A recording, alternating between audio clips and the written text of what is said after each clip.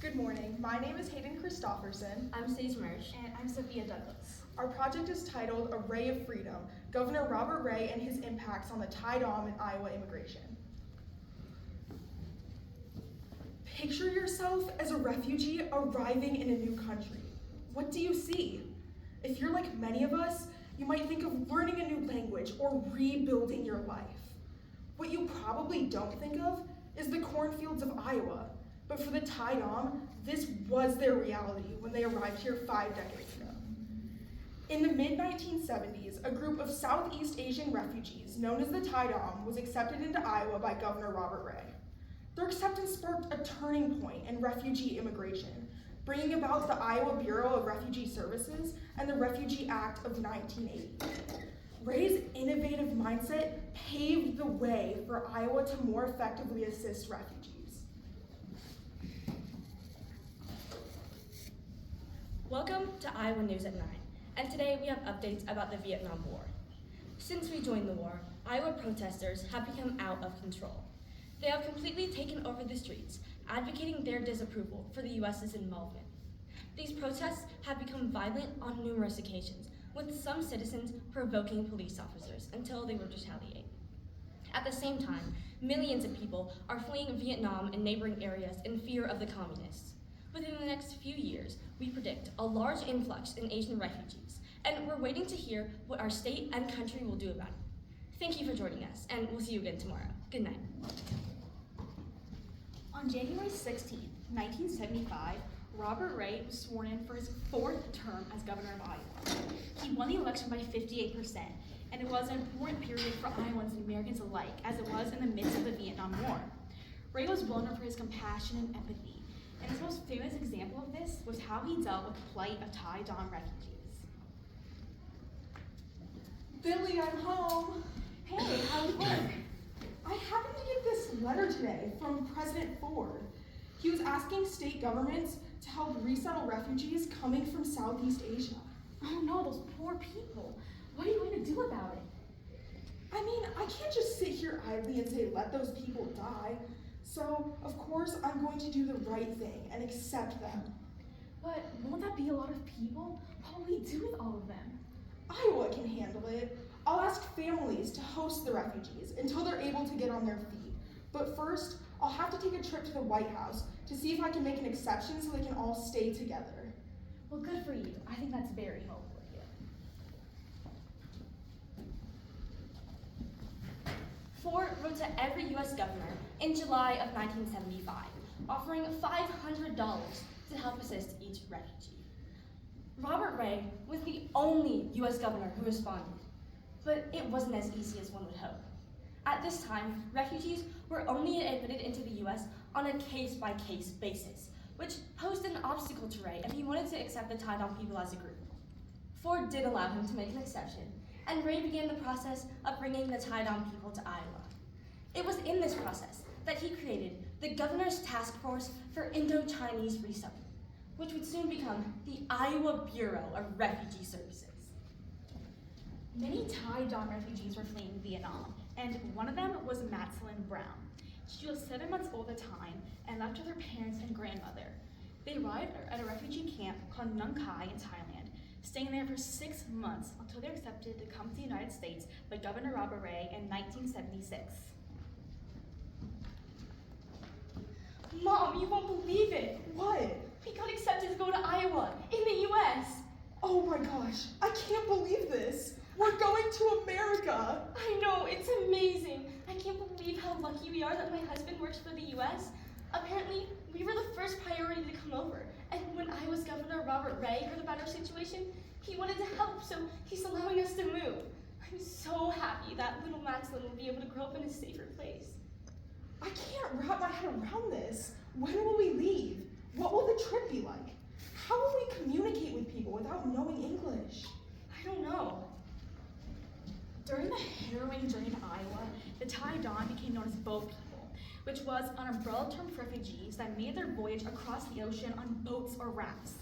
These dingy rafts they used for their journey were not able to sustain the amount of refugees they were forced to hold, which resulted in many deaths along the way.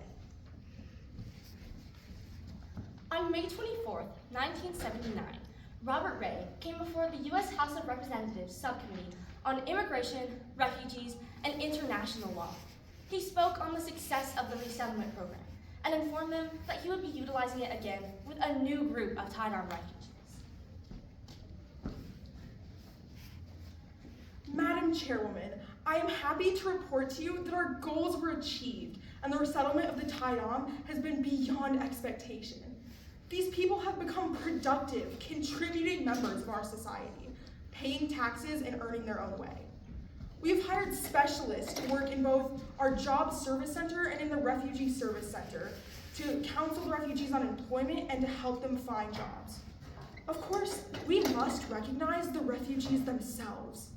They are the ones who must endure the difficulties that all immigrants undergo. But the crisis is far from over, and we can either turn our backs as countless others suffer and die, or we can extend a hand to help. I see only one real choice. I wrote to President Carter on January 17th, informing him that Iowa will resettle an additional 1,500 refugees in the next year. Thank you.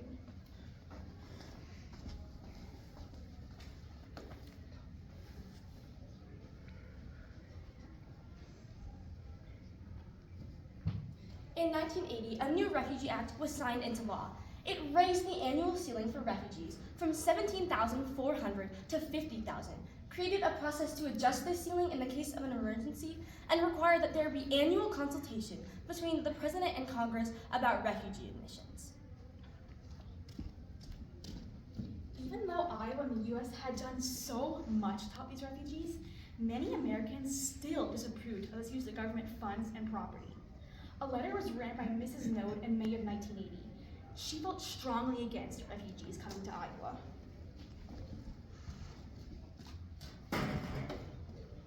Ronald, you won't believe this. What?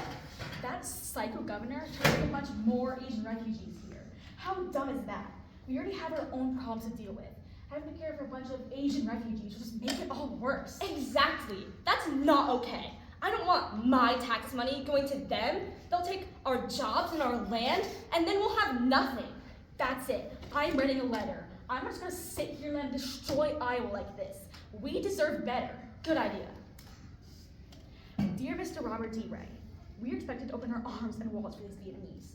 Please stop it. It could make the state more depressed. How about taxpayers' money should not be used for such purposes? Yes.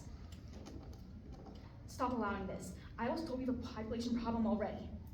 Perfect. This will show how us Iowans truly feel about this. Exactly. Unfortunately for them, civilians' letters were ineffective. As of today, 8,000 Tai Dam people still live in Iowa, which is 80% of the total Tai Dam population across the U.S. Every year in Des Moines, there's a Tai Dam festival where everyone is welcome to get together to celebrate their culture and keep traditions alive. Matzelyn Brown attends this festival every year with her family. Hi, welcome to the Tai Dam Festival. We're happy to have you here. Hey, what's this all about? Well, I'm Matzelyn Brown, and this is a festival where us Tai Dam people get together to celebrate our cultural heritage. Oh, wow, that's so cool. How did this all start? Well, when we arrived here in the 1970s, we started this festival as a way to preserve our community. In a way, we really have Governor Robert Ray to thank for all this, because he put his life's work into refugee legislation, all so we could stay as a group here in Iowa. Wow, he sounds like such a great human being. Do you know where he's at today? Well, sadly, he did pass away in 2018, but he accomplished so much in his life. He changed Iowa and refugee laws for the better, and he really was like a ray of freedom for us when we had nowhere else to go. Wow, I never realized how much Iowa's impacted history. Thank you for sharing this with me. I'll be sharing that next year. So was this like what you imagined earlier? When Robert Ray made the difficult decision to bring the Tai Dam into Iowa, it sparked a turning point in refugee immigration. The Iowa Bureau of Refugee Services and Refugee Act of 1980 are still in effect today and help refugees fleeing places like Ukraine and Afghanistan. Iowa's ability to assist refugees improved greatly thanks to Ray's willingness to help others. We hope that the next time you think of refugees, you remember Robert Ray and what he did for the Tai Dam people. Thank you.